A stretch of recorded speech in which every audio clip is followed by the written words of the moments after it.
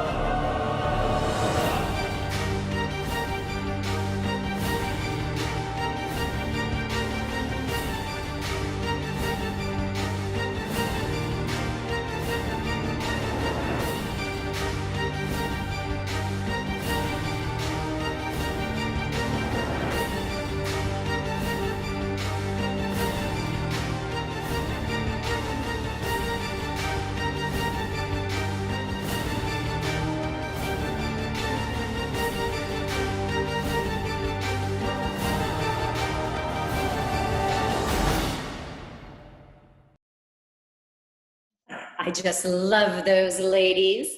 Don't forget to join us on May 3rd for our streaming event.